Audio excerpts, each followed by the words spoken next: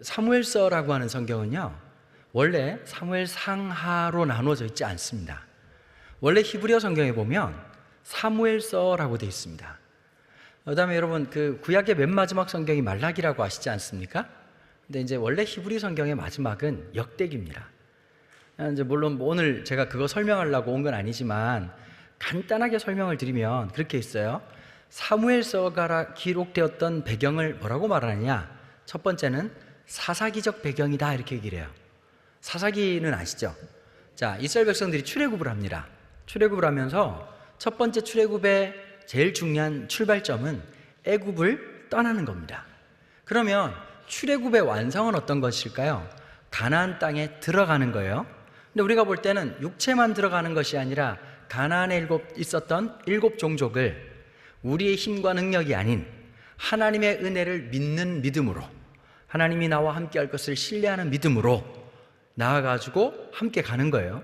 근데 성경을 보시면 하나님께서 모세가 이제 마지막 느보산에 올라가잖아요. 근데 물론 이제 그 민수기에 보면 아바림이라고 되어 있습니다.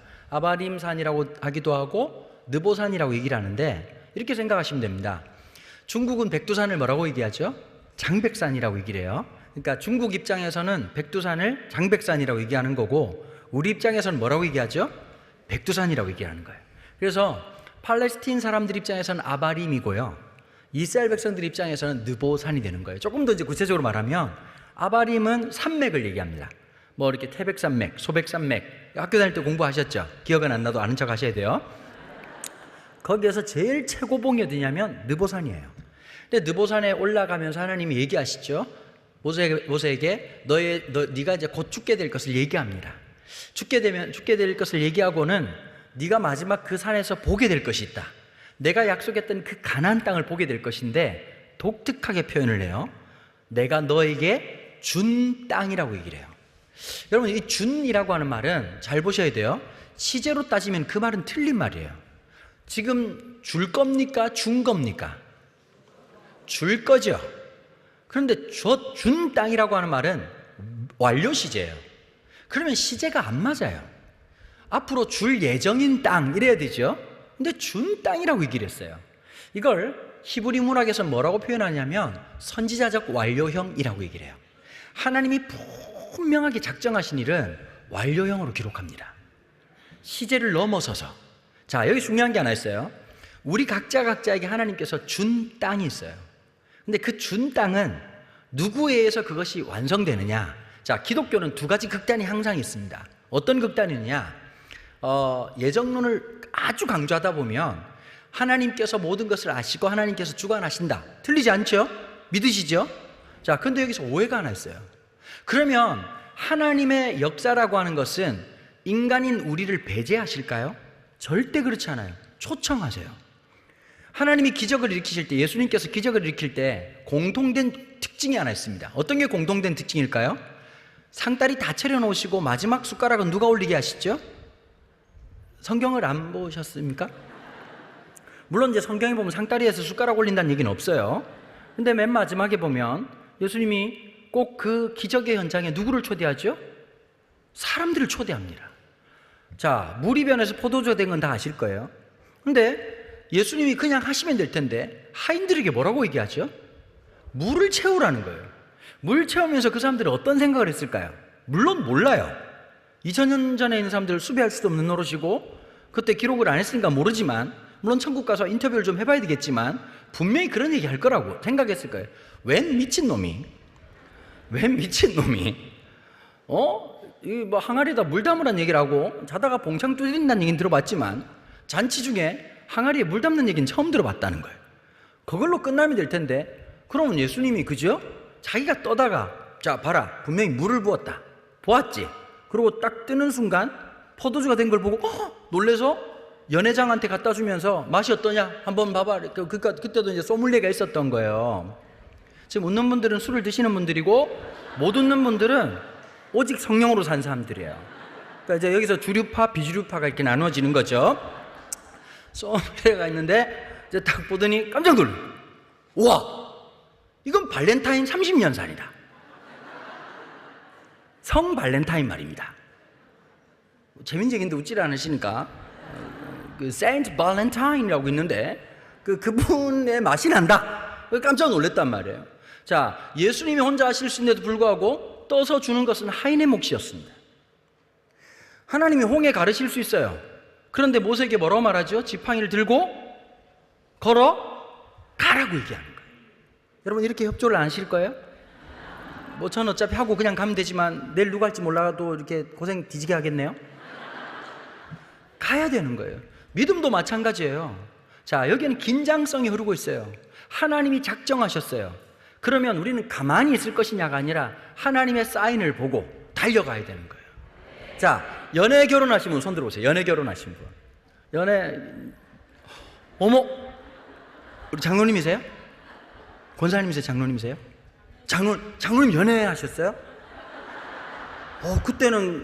그때 같으면 좀 까졌다는 얘기 들으셨겠는데요? 장로님 지금 연세가 어떻게 되세요? 실례지만 25살이라고요? 장로님 무슨 일이 있었길래 25살이긴, 그럼 제가 지금 53세인데 그러면 동생이라고 불러도 되나요? 자, 연애를 했어요. 그 연애를 할 때 이제 그 어르신들은 알지 모르겠지만 옛날 표현으로는 좀 천박한 표현이지만 눈이 맞았다는 표현을 쓰고 요즘은 썸을 탄다 이렇게 얘기하거든요. 썸을 타는데 이런 게 있어요. 보면 이제 여자가 싫지 않은 내색을 한단 말이에요. 그러면 여자가 그렇잖아요. 그러니까 뭐 날 꼬셔보시던지 뭐 이렇게 얘기하지 않는다고. 갑자기 막 오빠가 어디 가자 그러는데 싫지 않다고 따라가고 그러면 눈치를 채야 되죠. 그러니까 눈치가 없으니까 그렇게 그냥 이렇게 사시는 거예요. 정상적인 사람은 눈치를 좀 이렇게 채거든요. 보통 제가 이제 젊은 사람들한테 설교를 하다가 좀 평균 연령이 좀 높다 보니까 좀 힘들긴 하네요. 그래서 제가 있는 교회는 30, 40대가 훨씬 많거든요. 저희 교회는 65세가 넘어가면 VVIP 대접을 받아요. 이번에 우리 어버이 주일을 제가 이제 개척한 지 41개월 정도 됐거든요. 그래서 이제 코로나 때문에 작년에 첫 번째 어버이 주일하고 올해 이제 두 번째 어버이 주일을 했어요. 우리 부교육자한테 얘기한 거예요. 어르신들 선물을 뭐 하면 좋겠냐. 근데 이 친구들이 하는 말이 카네이션을 하자는 거예요. 내가 얘기를 해줬어요. 어른들이 제일 혐오하는 꽃은 카네이션이다. 받아서 어른들은 어떻게 생각할까? 어머 이뻐가 아니라 저거 종량지 쓰레기에 버려야 된다는 생각과 함께, 그리고 또 비싸게 샀다는 얘기를 들으니까 더 열받아가지고 돈으로 주지. 이 망할 놈 자식들이 자꾸 그 눈치 없이 그냥 계속 그냥 카네이션만 갖다 준다는 거예요. 그래서 제가 그런 거 하지 말라고 했어요. 그랬더니 목사님 뭐 하면 좋겠냐 그랬더니 그 다음에 제가 물어보니까 영양제를 하라는 거예요. 어르신들 영양제 지금 과다 복용이에요. 과다 복용. 피에서 비타민C가 바로 뿜어져 나와. 지금 막 몸에서 오메가3이 엄청 먹어가지고 지금 막 생선도 부담스러운 비린내가 나. 홍삼은 지금 막 그냥 몸에서 홍삼이 날판이에요. 지금 아주 그냥. 그래서 저희가 어떻게 했냐면 봉투에다 5만 원씩 넣어드렸거든요. 지금 반응 보십시오. 장난 아니죠?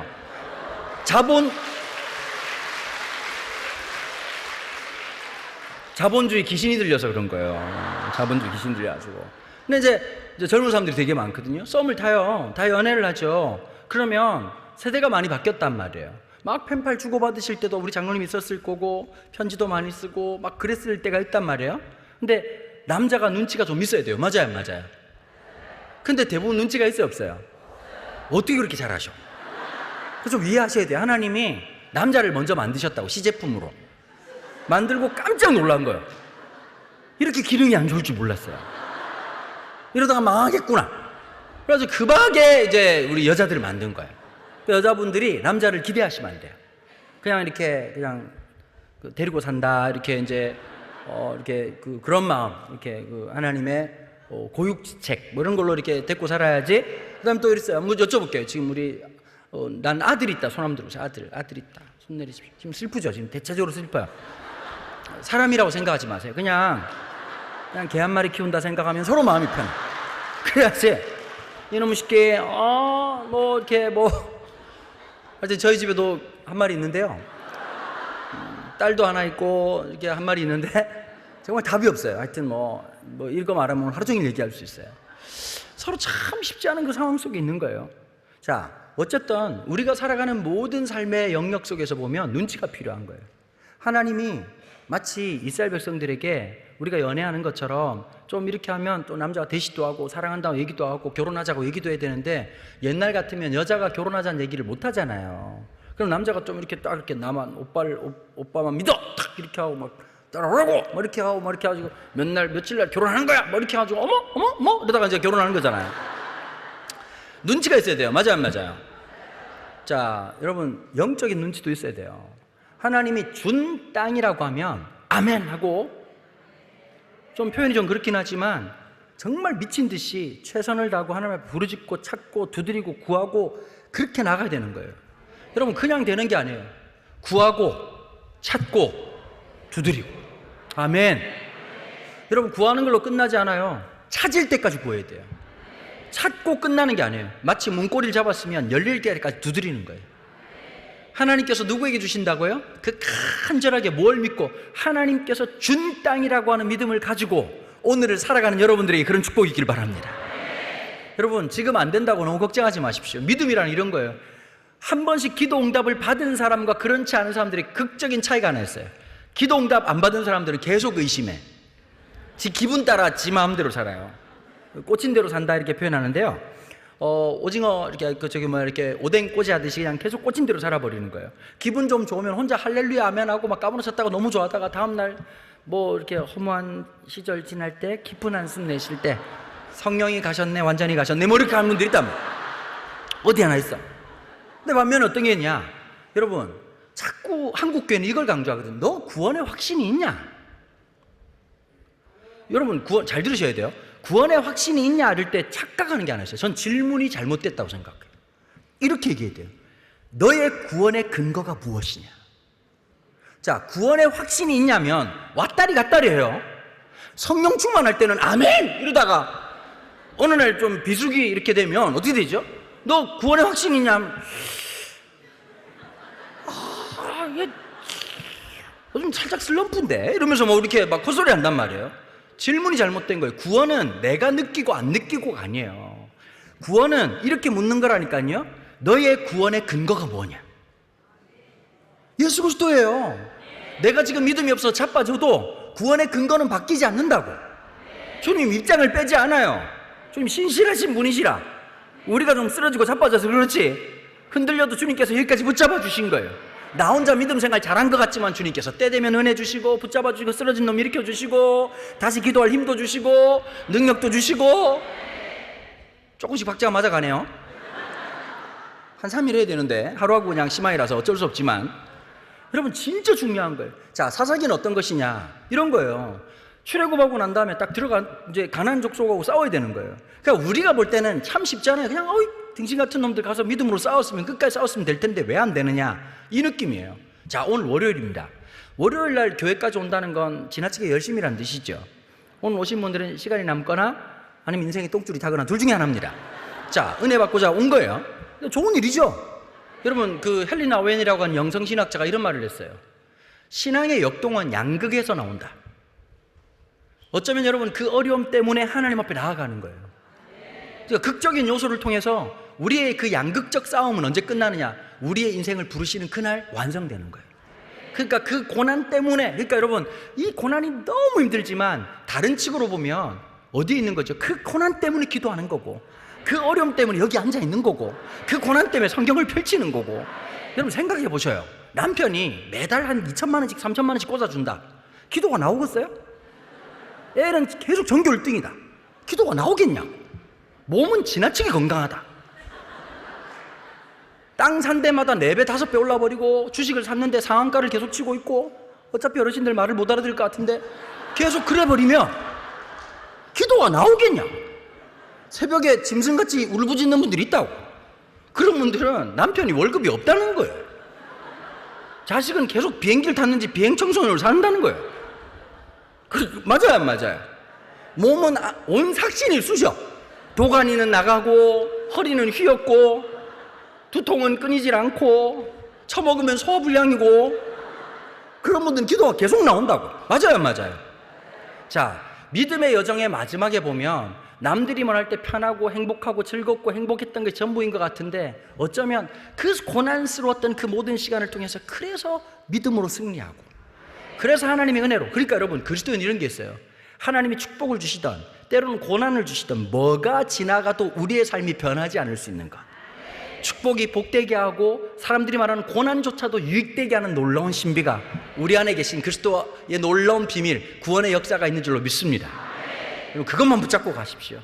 기분 따라 왔다 갔다 하지 말고, 내 기초는 바뀌지 않는다. 내 기분은 매일 바뀔 수 있어도, 계절성 우울증은 좀 있을 수 있다 할지라도, 갱년기가 찾아올 수 있다 할지라도, 남편 쳐다보면 기분이 나쁘고 자식 쳐다보면 혀깨 물고 싶다 할지라도, 그래도 주님이 우리와 함께 한다는 분명한 믿음과 뜻이, 빨리 큰일 나네요. 빨리 끝내야 되는데 9시까지 끝내야 됩니다.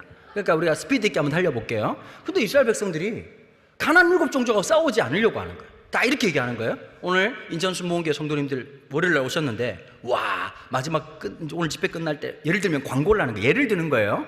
이게 또 말 못 알아듣고 나중에 또 헛소리하면 안 돼요. 예를 들어서 교구별로 오늘 오신 가정당 한 가정씩 하나님이 놀랍게 축복해 주셔가지고 코로나 이후로 첫 번째 집회 오신 첫째 날 오신 모든 성도들의 가정에 하나님께서 롯데캐슬과 손을 맞잡고 아파트를 하나 만드셨는데 45평짜리 아파트를 한 가정당 한 채씩 나눠주기로 했다는 거예요.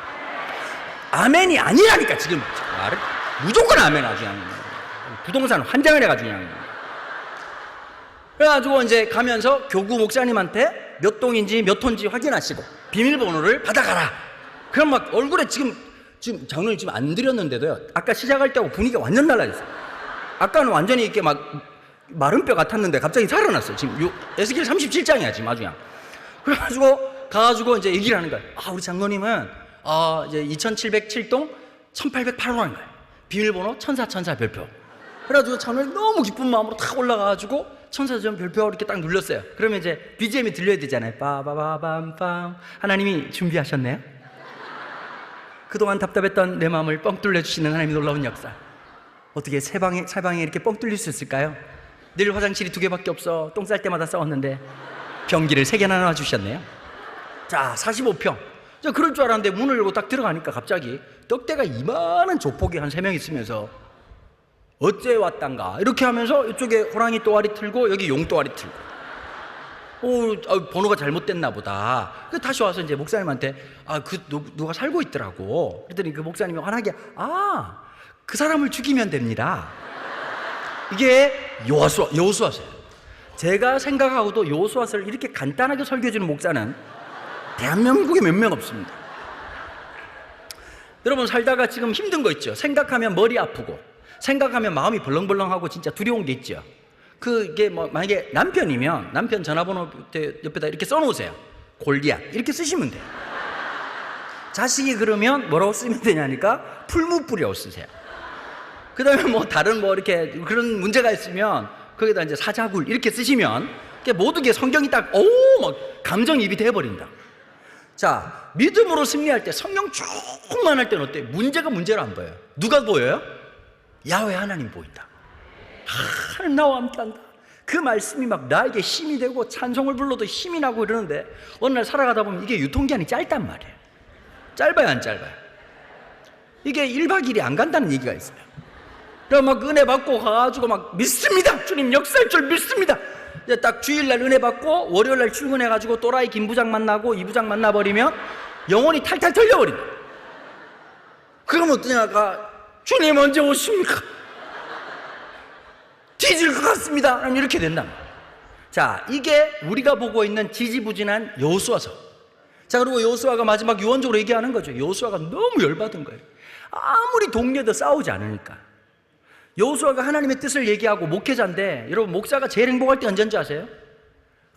말씀을 전했는데 그 말씀대로 살아버리는 사람들. 저희 교회도 실제로 그런 분들이 계셨어요. 어려움을 딱 당했어요. 근데 요즘은 옛날 목사님들하고 다르단 말이에요. 옛날 목사님들은 말을 엄청 세게 했잖아요. 똑바로 살아야지. 예배를 그딴 식으로 드리고 하나님 앞에 헌금을 떼먹고 이렇게 하면서 그래도 요즘은 우리 업계에 이런 말 하면 바로 퇴출이거든요. 특별히 장로교는 힘들단 말이에요. 이렇게 막 힘듭니다. 그래서 완곡어법을 이빨 돌려가지고 막 이렇게 해가지고 그래도 우리가 예배 드려야 되지 않겠습니까? 뭐 이렇게 얘기를 해야 된단 말이에요. 옛날엔 예배 빠지고 잘 되나 보자. 막 예배 빠졌다가 김 장로님 다리가 뻐개졌다. 뭐 이런 얘기하고, 그게 이제 그 일사후퇴 때 그런 얘기 하시고 새마을 운동 때 그런 얘기 하시고, 요즘은 그런 얘기를 못 한단 말이에요.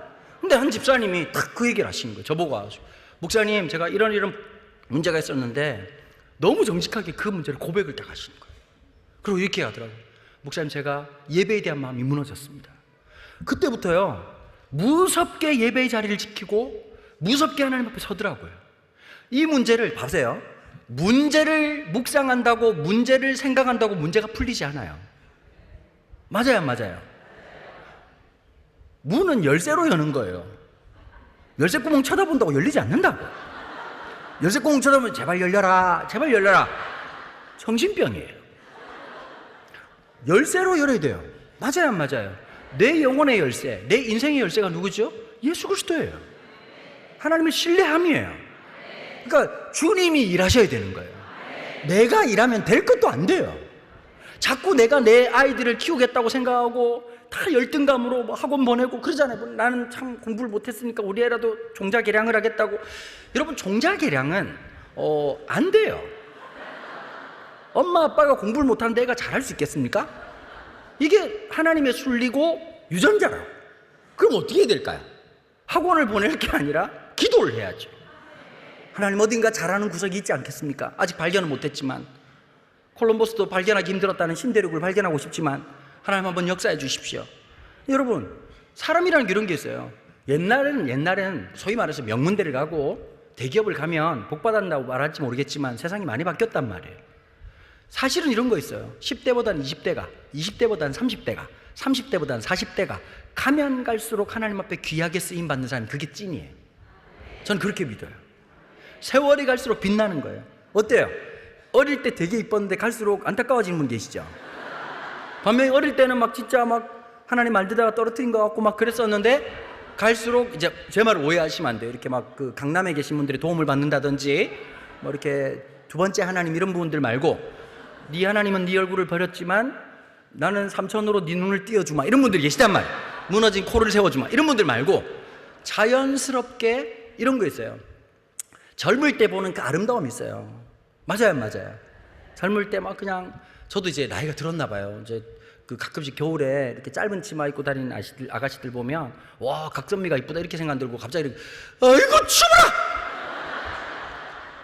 확실히 나이가 들었나 봐요. 옛날에는 이렇게 막 생략하고 하여튼 그랬었는데 이게 진짜 이렇게 생각이 확 바뀌더라고요. 이게 여러분, 세상의 진짜 아름다움이라고 하는 건 그런 게 아니거든요. 어렵고 힘들지만 주님 앞에 살아가는 것.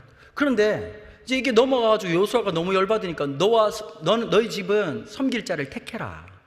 이게 막 그냥 너무 열받아가지고 막 소리를 지르면서 설교를 하셨는지 그 설교 이후에 돌아가셨단 말이에요. 너무 열을 내셔가지고. 모세는 왜 죽었느냐? 하나님도 너무하시지, 120살에 등산을 시켰어요.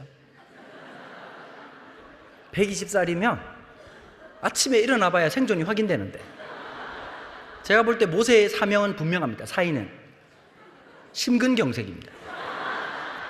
지금 가만히 있어도 지금 심장병인데, 지금 산에 올라가는 느보산을 할배를 등정을 시켰어요. 아주 숨이 막 이러는데, 자 봐라 저기가 가나안 땅이다. 지금 농내장 백내장 이빨이 와가지고 보이는 게 아무것도 없는데. 그런데 여호수아는 또 막 지지부진하니까 얼마나 또 열받았겠어요. 보면서 막 지금 믿음으로 싸워야 된다고, 믿음으로 살아가야 된다고. 그런데 갑자기 성도 막 사람들이 와가지고 아멘은 안 하고, 이렇게 좀 분위기 좋게 좀 웃기도 하고 아멘도 해야 되는데 막 설교 들으면서도 전혀 아멘도 안 하고, 그럴까?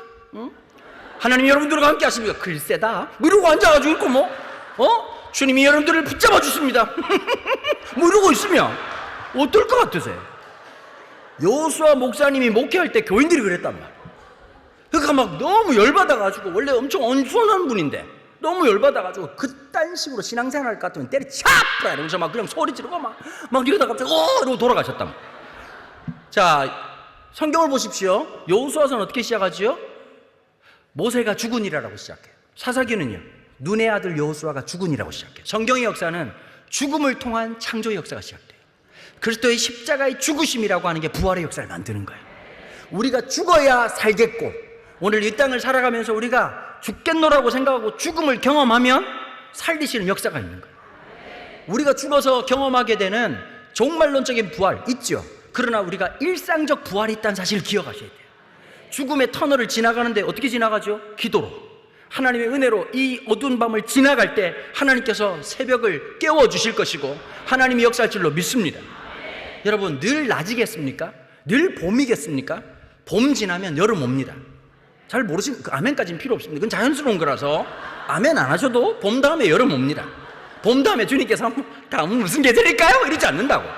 갑자기 라죠, 이번은 겨울이야! 이러고 갑자기 봄 지나고 난 다음에 아이고 추워라! 이러고 이제 막 입이 돌아가겠네! 이러지 않는단 말이에요. 봄 지나면 여름 와요. 여름 지나면 가을 와요. 가을 지나면 겨울 와요. 영혼의 사계절처럼 때로는 내 영혼의 밤이 찾아올 때도 있고 낮이 찾아올 때도 있지만 낮에도 하나님 앞에, 밤에도 하나님 앞에, 쓰러져도 하나님 앞에, 자빠져도 하나님 앞에. 이게 믿음의 본질 아니겠어요? 자, 사사기가 딱 시작되는 거예요. 처음에 제비를 뽑아서 요셉 지파가 먼저 올라갑니다. 처음에는 의기양양하게 믿음으로 막 은혜 받았으니까 얼마나 올라갔겠어요? 그런데 묘한 표현이 나와요. 요셉 지파가 싸우니라 이게 계속 반복되고 있다가 13번째 어떻게 바뀌느냐? 끝까지 싸우지 않았더라. 톤이 살짝 바뀌어요. 처음 시작할 때는 막 성도님들이 할렐루야 아멘 이러고 막 순종한다 그러고 막 그러다가 갑자기 어느 날 갑자기 표정이 싹 바뀌고 말이 자꾸 바뀌기 시작하는 거예요. 그렇죠. 웃지를 못하겠죠. 네 얘기니까요. 우리 얘기니까 웃지를 못하는 거예요. 그러고 있다가 갑자기 뭐라고 말하냐? 자꾸 상황을 얘기하고 이거 내가 뽑은 땅이 좀 안 좋은 땅 같다. 내가 물리쳐야 되는 이 안악자손들이 너무 기골장대하다. 기타 등등. 여러분 그렇게 말할 수 있잖아요. 보통 이제 요즘 젊은이들이 그런 얘기를 하는 거예요. 7포 세대다. 뭐 이런 얘기도 하고 이번 생은 망했다. 이생망 이런 얘기도 한단 말이에요. 그죠? 농담처럼 그런 얘기를 해요. 야, 그런 걸로 따지면 난 진짜 제대로 망한 놈이다. 한번 들어봐라. 제가 1990년도에 대학을 들어갔습니다.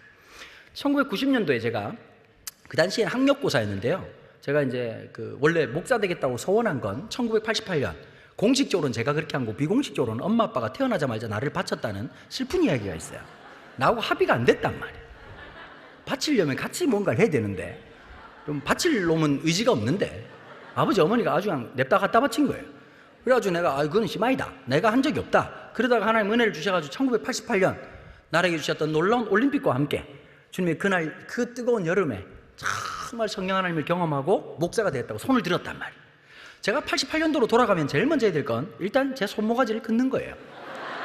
이렇게 힘들 줄 몰랐어요. 근데 여러분 생각해 보세요. 다 그렇게 하고 난 다음에 제가 막 공부를 하면서요, 목사가 되어야 되겠다고 생각을 했는데 조금 신학생에 대한 좀 편견이 있었던 것 같아요. 그러니까 왠지 여러분 신학생 그러면 어떠세요? 이렇게 막 되게 멋있게 보이세요? 아니면 조금 안타깝게 보이세요? 말하지 마세요. 다 아니까. 그래서 저는 어떻게 했냐면, 하나님 제가 목사가 될 건데요, 저는 일반 대학을 가겠습니다. 제가 첫 번째 갖고 싶었던 꿈이 하나 있었습니다. 저는 아나운서가 되는 게 꿈이었습니다. 잘할 것 같지 않습니까? 8시 뉴스 강원도입니다. 첫 번째 뉴스입니다. 뭐 이렇게 하면 되게 잘했을 것 같은 거예요. 근데 그 당시에 1989년도에 신문학과가 서울대학교에 있었고 신문방송학과가 경희대학교에 있었습니다. 물론 마음은 서울대를 가고 싶었지만 학교가 저를 원치는 않았습니다. 여기까지만 얘기하도록 하겠습니다. 그래서 경희대를 이제 준비하고 있었던 거예요. 등급은 제가 15등급에서 2등급을 받고 있었고요. 성적도 꽤 잘 나오는 편이어서 붙을 줄 알았습니다.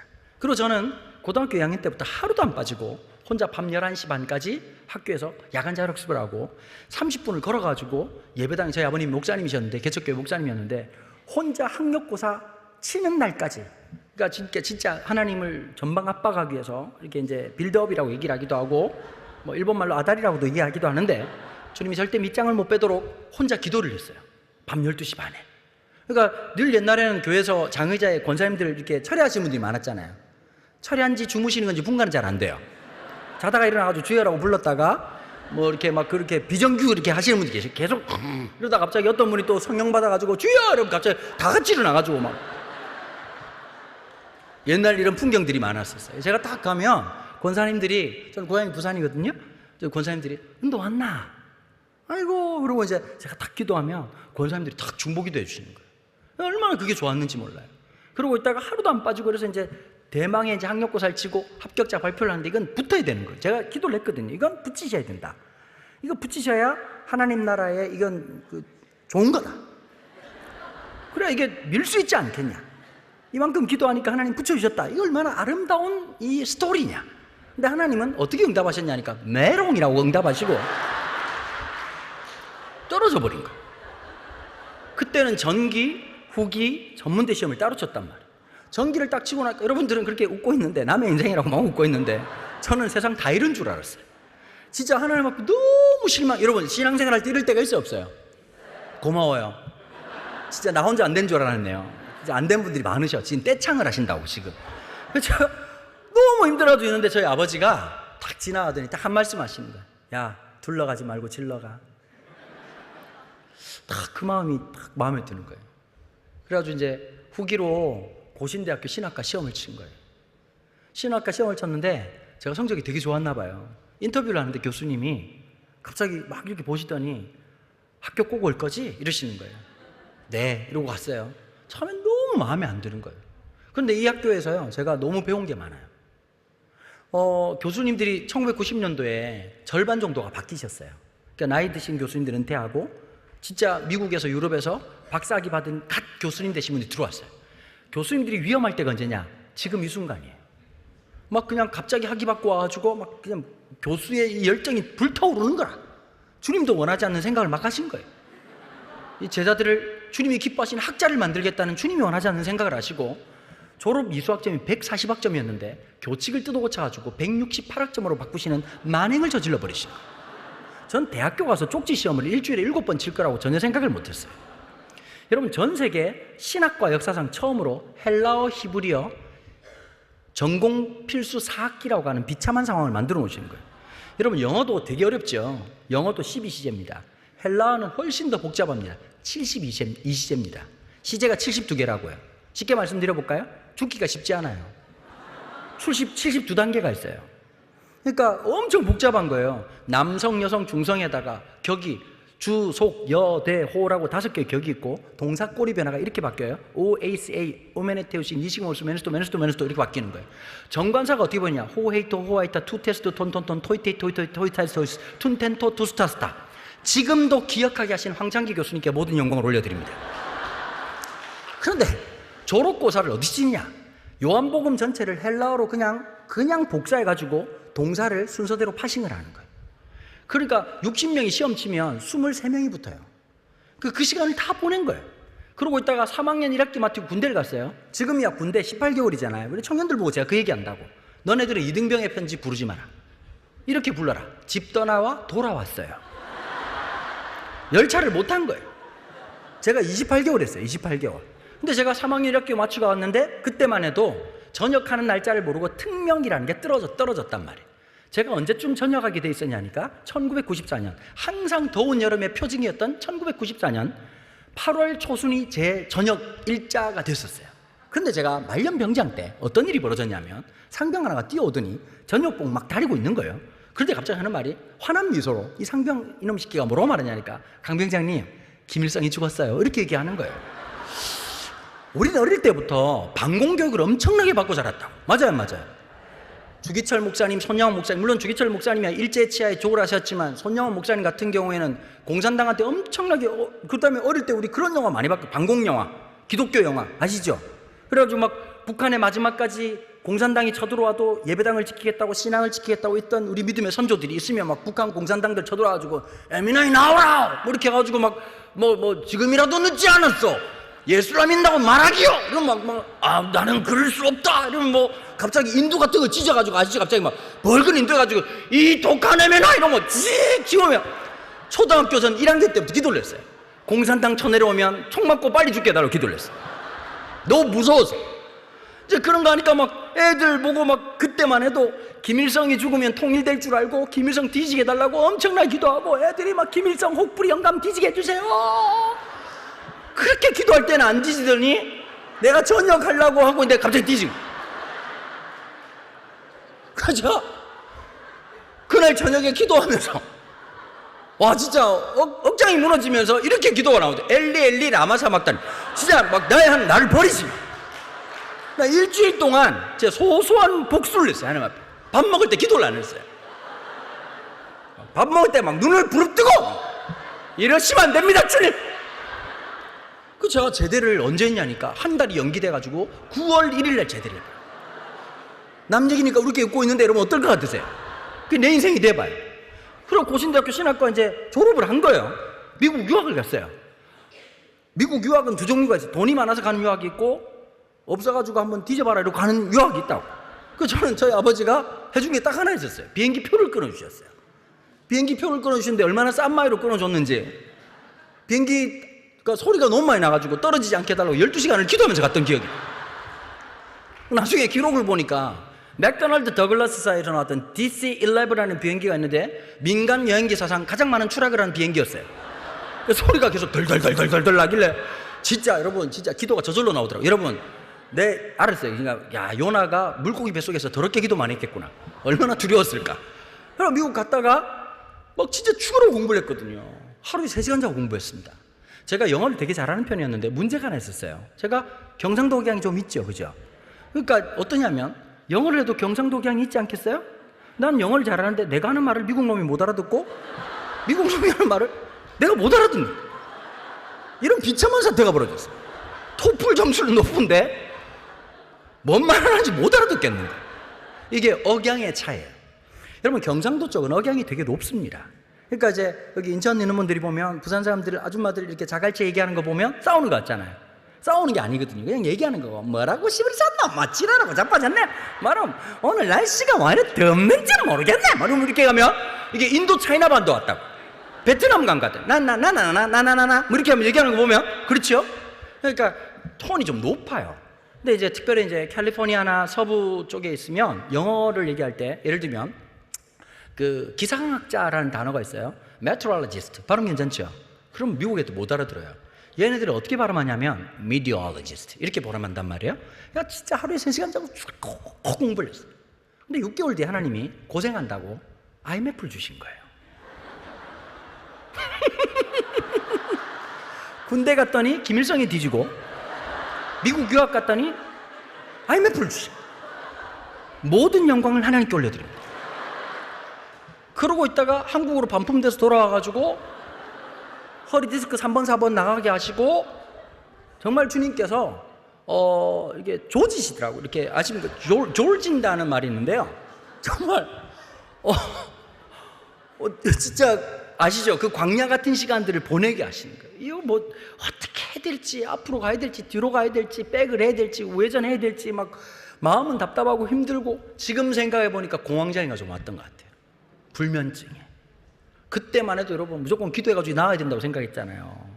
그러니까 막 그 어려운 시간을 보내고 있다가 총신대학교 신학대학원에 들어간 거예요. 제가 들어갈 때 경쟁률이 7.8대 1이었어요. 요즘은 그냥 들어간다는 전설 같은 얘기가 있어요. 세상이 많이 더러워졌어요. 들어가가지고 이제 1학년, 2학년, 3학년 마치고 난 다음에 이제 졸업고사를 칩니다. 졸업고사 치는 것도 되게 힘든데 시험 치고 나서 1년 뒤에 강도사라고 하는 시험을 칠 수 있는 자격을 줘요. 이 장로교에서 강도사라고 하는 건 설교할 수 있는 권한이 있다 이 뜻입니다. 이제 강도사 고시를 치려고 하면 아주 이제 가뿐하게 성경책 두께만한 책 요런 거 한 6권 달달 외우면 누구나 칠 수 있는 시험인데요. 뭐 쉽잖아요. 이 정도 사람이면 다 외우죠. 이 정도 되는 거.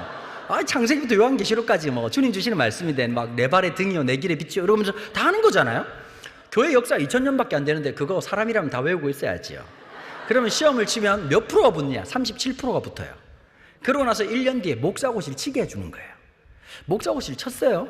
합격을 했습니다. 목사고시 끝나고 이제 합격하고 나니까 하나님 또 축하한다고 외환 위기를 주시더라고요. 제가 개척을 했어요. 저희 아버지도 개척교회를 3번 하셨어요. 3번 했다는 말은 뭘까요? 제대로 잘 안 됐다는 뜻이죠. 뭐 있는 사실이니까. 근데 저희 아버님이 보통 이제 아버지 목사님이, 제가 4대째 예수 믿는 집안인데 아버지가 엄청 고생하시고 늘 철회하시고 기도하셨단 말이에요.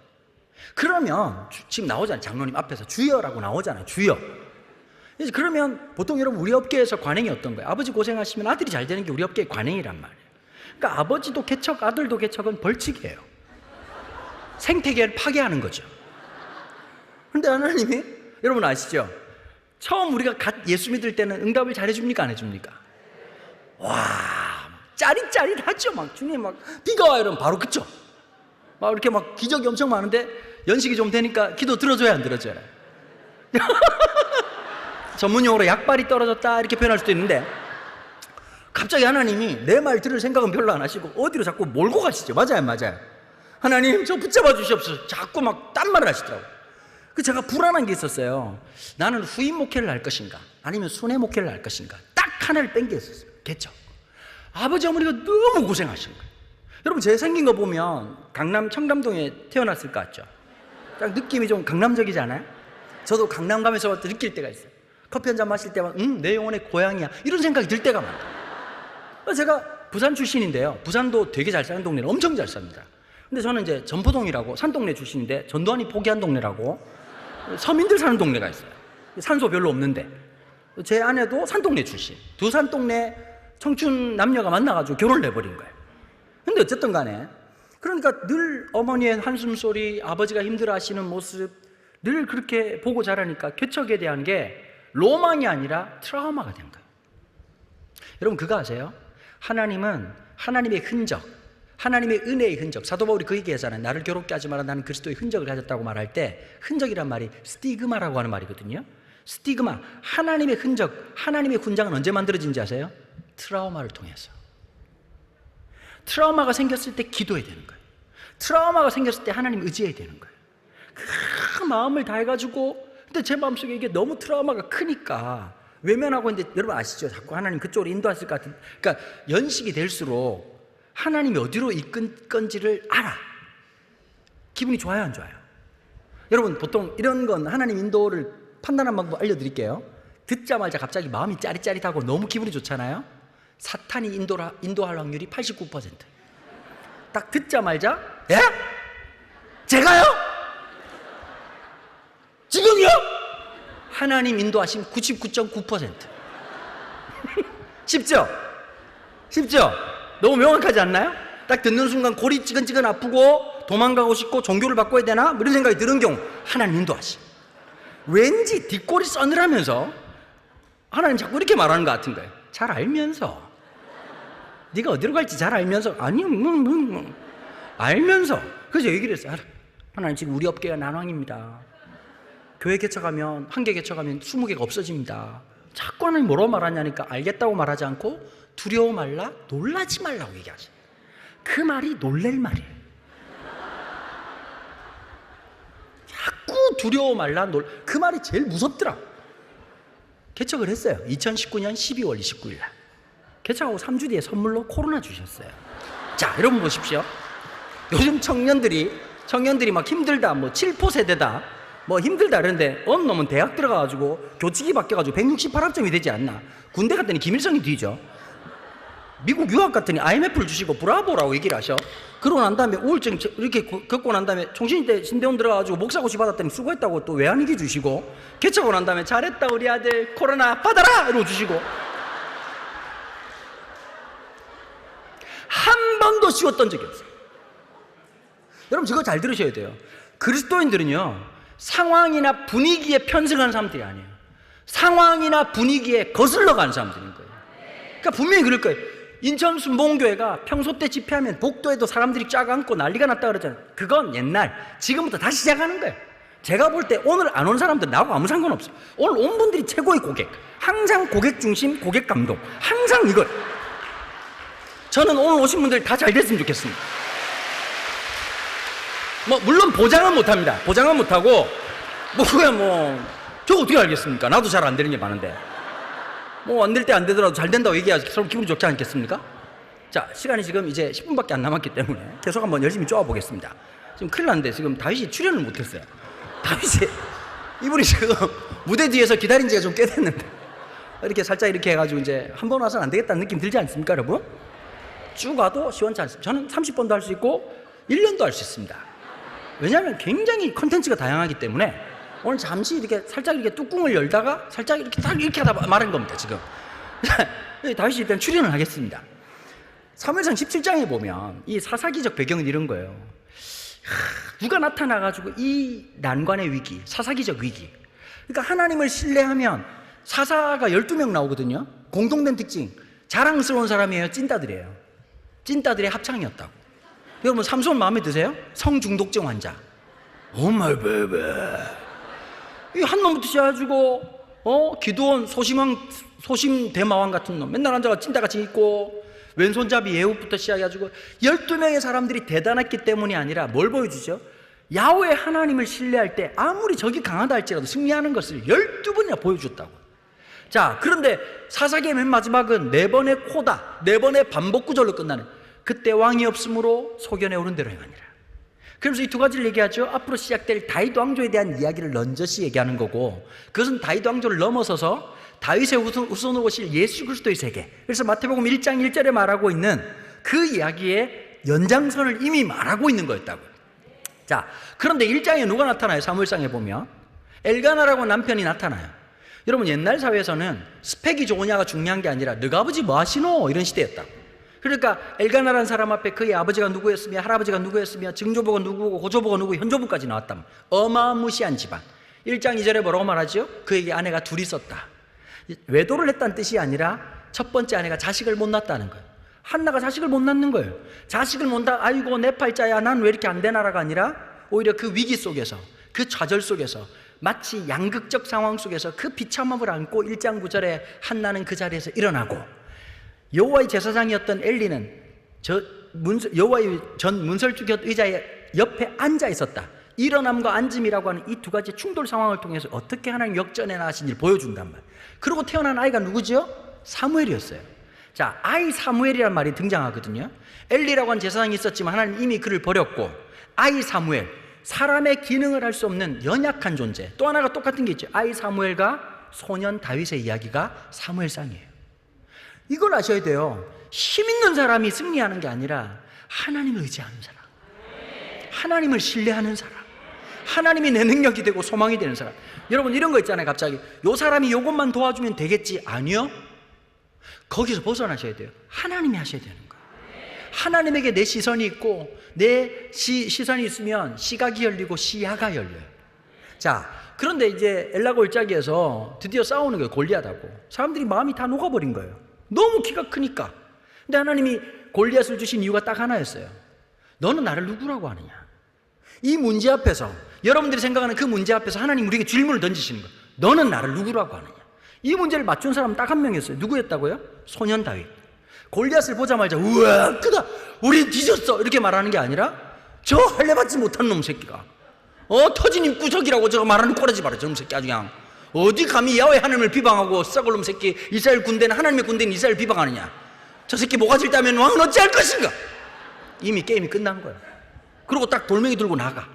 여러분, 문제를 직면하면 달라져요. 직면하니까 어떻죠? 이야, 새끼 더럽게 크네, 대충 던져도 맞겠다. 이게 믿음이에요. 말 못 알아들으시는데요, 되게 쉽고 재밌죠? 이게 깊이 있는 얘기예요. 여러분, 문제가 아무리 커도 우리가 던져야 될 돌에 맞을 수밖에 없는 존재예요. 자, 그러고 난 다음에 어떤 일이 벌어졌냐. 그 일 때문에 문제가 꼬여요. 13년 동안 사울의 칼날을 피해 도망다녔다고요. 자, 첫 번째, 두 번, 이거 초창기에 한 번, 말기에 한 번 블레셋으로 망명을 가요. 첫 번째는 왜 망명을 갔느냐. 사울이 너무 무서운 거예요. 이해되시죠? 아니, 16살짜리가 왕이 칼을 들고 3,000명의 강철 부대를 끌고 와가지고 지금부터 오징어 게임 시작합니다, 잡히면 뒤집니다, 이러니까 얼마나 무서웠겠냐. 그러니까 사울을 피하려고 국경을 넘었는데 넘어보니까 어디죠? 블레셋이었어요. 자, 이 얘기는 경상도 사투리라 좀 재미있어요. 블레셋 방백들이 이렇게 얘기하는 거예요. 이게 누구? 미친 새끼 다윗이 지발로 왔네. 오자마자 국경을 넘은 걸 알았단 말이에요. 이야, 다윗의 생각은 딱 하나였어요. 여러분, 고난과 역경이 찾아왔을 때 생각을 많이 하면 우울증 걸려요. 하나만 생각해야 돼요. 살자, 살아남자. 다 필요 없다. 자존심이고 나발이고 필요 없다. 일단 살아야 된다. 맞아요, 안 맞아요? 서바이벌 해야 리바이벌이 있다고. 못 알아들으신 것 같은데, 일단 서바이벌, 살아남아야 부흥이 있는 거예요. 이럴 때가 있어요. 기도가 안 될 때가 있어요. 하루 이틀 안 된 건 아니잖아요. 안 돼도 기도의 자리를 지켜야 돼요. 그런 사람이 또 불을 받고 은혜를 경험하고 기도가 터져나오는 걸 경험하지, 한두 번 한다고 안 된다고 난 안 될 놈이라고 자빠져 있으면 무슨 은혜가 있겠냐고. 주일날 올 때마다 주님도 나도 서먹서먹 하잖아. 하나님, 이러니까 네가 웬일이니? 자기도 기도하면서 죄송해요. 서로 뭐 애매한 거라. 근데 늘 하나님하고 친밀해야 돼. 맞아 안 맞아? 이런 분들이 있다고. 막 주여라고 하는데 서로 어색한 느낌이 있어. 갑자기 주여가 탁탁 들어맞는 느낌이 있고, 어떤 분들은 주여라고 하는데 주님도 굉장히 어설프고 야도 어설프고 서로 애매할 때가 있고. 다윗은 살아야겠다는 생각을 한 거야. 땅을 얼마나 잘 팠는지 옆에 있는 개가 쪽팔릴 만큼 땅을 잘 팠어요. 손톱은 뒤집어지고 침은 질질 흘리고 완전 방송 3사 대상 받을 만큼 미친놈 연기를 기가 막히게 하는 거야. 그래 왕이 와가지고 다윗을 잡았다는데 보니까 한 미친놈이 있으니까 뭐라고 말하지? 야 이놈 새끼야, 얘가 다윗이면 날아가는 똥파리가 새다. 이놈 새끼야, 우리나라에 미친놈이 없어 수입을 해왔냐? 당장 쫓아내라. 자, 그리고 살려줬어요. 또 한 번은 뭐냐? 13년차 됐을 때, 처음에야 유다 광야를 갔을 때 얼마나 무서웠겠어요. 다윗이 16살에 혼자 광야에서 400명 이끌고 와가지고 맨날 막 상태 안 좋은 놈들이었잖아요. 맞아요 안 맞아요? 잡류들, 마음이 상한 자, 환난당한, 우리로 말하면 분노조절 장애, ADHD, 공황장애, 하여튼 또라이들만 400명이었다고. 계속 앉아가지고 막 잠이 안 와요. 이런 얘기부터 시작해가지고 배가 고파요. 계속 앉아서 저 새끼가 날 때렸어요. 이렇게 앉아가지고 400명 목회하느니 눈가리를 내가 찌르고 죽는 게 낫겠다 싶을 만큼 마음이 그럴 때였고, 시작부터 얼마나 힘들었겠냐. 근데 한 13년쯤 지나니까 하나님의 리더십은 어디 있죠? 바닥에서부터 시작되는 거거든. 요셉도 그랬고. 딱 와가지고 있으니까 13년 지나니까 이제 소년이었던 다윗이 좀 이제 좀 청년 같은 느낌이 드는 거라. 머리도 이제 얼굴도 좀 이렇게 막 이렇게 구릿빛도 좀 나고, 딱 아침에 일어나서 광야의 아침 아름다워, 아침엔 맥심이지 이러고 막 한 잔 따먹고 지게 하면서 이제 있다가 600명의 사람까지 늘어났는데, 야들이 또 희한하게, 여러분 남녀 상렬지사라고 하는 건 코로나도 못 막습니다. 마스크 사이에서도 사랑은 싹트고, 6.25 때 포탄이 막 날아다니도 애는 태어나고, 참 어디서 무슨 짓을 했는지 모르겠지만 인간의 남녀 상렬지사 막을 방법이 없어. 600명이 도망가는데 또 여자를 600명씩 획득을 해요. 그 600명 만나가지고 우당탕탕 하다 보면 이게 1800명 됐다 2000명도 되는 거라. 그러니까 지금 사울은 나를 잡아 족치려고 하고 있으니까 주거지를 확보해야 되는 거야. 그래서 이제 블레셋에 넘어가가지고 나한테 주거지를 달라. 근데 이때 당시에 아기스라고 하는 블레셋 왕은 사울하고 한판 버틀 준비를 하고 있었단 말이에요. 근데 이 아기스도 알고 있는 거예요. 사울의 원수 중에 유명한 사람이 다윗이다. 다윗하고 사울이 사이가 안 좋다는 건 뭐 삼척동자도 다 아는 사실이니까. 그러니까 자기 생각에는 이 심리전, 다윗이 우리 편이 됐다는 사실을 알리면 전면전 필요 없이 그냥 게임이 끝날 거라는 생각을 하고, 아기스는 다윗을 좋아했는데 그것조차도 하나님의 섭리였던 거예요. 그러고 있다가 어떻게 하다가 보니까 전쟁을 딱 시작하는데 일이 꼬이기 시작한 거예요. 이 전쟁의 총사령관으로 아기스가 누구를 임명하냐면 다윗을 임명한 거예요. 다윗이 블레셋 대표로 나가면 됩니까 안 됩니까? 말을 못 알아들으시면 지금 끝내야 돼요. 지금 1분밖에 안 남았다고. 지금 여러분들이 이해력이 필요한 게 아니라 무조건 안식으로 가야 돼요. 안 되잖아요. 근데 하나님이 그날 밤에 역사하셔가지고 블레셋 방백들이 찾아와가지고 아기스한테 데모를 일으키면서 결국은 다윗을 물러가게 하고 돌아가게 하는 거예요. 돌아갔는데 보니까 시글락이라고 하는 동네에 돌아가면서 자기 가족들이 있는 곳에 돌아왔는데 아말렉놈들이 쳐들어와가지고 애 새끼들 다 데려가 버리고 불지르고 간 거예요. 너무너무 화가 나잖아요. 이스라엘 백성들이 사무엘상 30장 6절에 보면 이런 말이 있어요. 자기 자녀들 때문에 너무 화가 나서 다윗을 돌로 치려 하였다. 다윗이 다급하였으나 여호와 하나님을 의지하였다. 야훼 하나님을 의지하였다. 이렇게 표현하고 있거든요. 그러면서 그 가운데서 하나님의 구원의 역사를 일으키시는 거예요. 그러고 나서 이 30장이 끝나고 난 다음에 31장과 사무엘하 1장에서는 어떤 일이 벌어졌냐? 무기도 전쟁에서 사울과 그의 아들 요나단이 죽습니다. 그러니까 드디어 꿈에 그리던 고향으로 돌아갈 수 있게 된 거예요. 근데 이 중량전에서 이제 드디어, 오늘 스피드 엄청 낸데 지금 나중에 성경 재밌죠? 가끔씩 저보고 목사님 성경책 어디 파느냐는 분들이 계시는데 똑같은 성경이네요. 이걸 그렇게 재미없게 설교하기가 쉽지 않는데 참 목사님들이 대단한 분들이 많아요. 2장 1절 한번 볼까요? 그 후에란 말은 사울이 죽고 난 이후에란 뜻이에요. 그 후에 다윗이 야훼께 여짜와 아뢰되 내가 유다 성으로 올라가리까? 여호와께서 이르시되 올라가라. 다윗이 가로되 어디로 가리까? 이르시되 가로되 헤브론으로 갈지니라. 자, 유다 땅 고향 땅으로 가는 건 지극히 당연해요. 이제는 모든 판단도 되고 모든 게 돼요. 근데 다윗의 모습 중에서 가장 아름다운 모습, 어쩌면 골리앗을 물리친 것보다 더 아름다운 모습을 저는 사무엘하 2장 1절이라고 생각해요. 마치 어린아이처럼 하나님 앞에 묻고 또 물어요. 여러분, 현대의 문제가 뭐라고 생각하십니까? 우린 너무 똑똑해요. 너무 많은 지식을 알아요. 하나님보다 유튜브가 더 많은 지식을 주는 것 같고 네이버 녹색창에 치면 안 나오는 게 없다고. 하나님의 진리가 우리 아이를 가르치는 게 아니라 사자머리 하신 여자분이 자꾸 우리를 가르쳐요. 여러분 얘기 안 했습니다. 여러분, 어느 날 우리는 말씀의 절대적 가치를 잃어버리고 살아가는 거예요.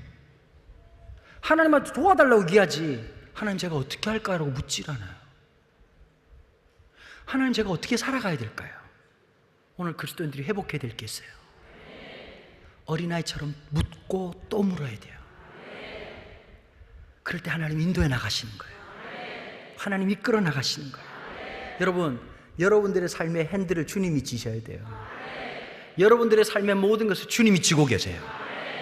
하나님이 역사하신 놀라운 역사가, 오늘 이 밤에 이 말씀을 붙잡고 기도에 문이 열려지는 놀라운 역사가, 하나님 놀라운 성령의 임재의 역사가 있기를 주님의 이름으로 축원합니다. 기도하겠습니다. 하나님 아버지, 감사합니다. 이 특별 집회 가운데 이 성회에 주님이 임재하여 주시옵소서. 야외 하나님 함께하여 주셔서 성령 하나님께서 놀랍게 기름 부어주시고, 다시 기도가 터져나오는 밤에 되게 도와주시고, 예배가 회복되는 밤에 되게 도와주시고, 우리의 삶의 믿음이 작동되는 밤이 될 수 있도록 하나님 역사하여 주시옵소서. 감사와 찬양을 주님께 올려드리며 이 모든 말씀 우리 주 예수 그리스도 이름으로 기도하옵나이다. 아멘.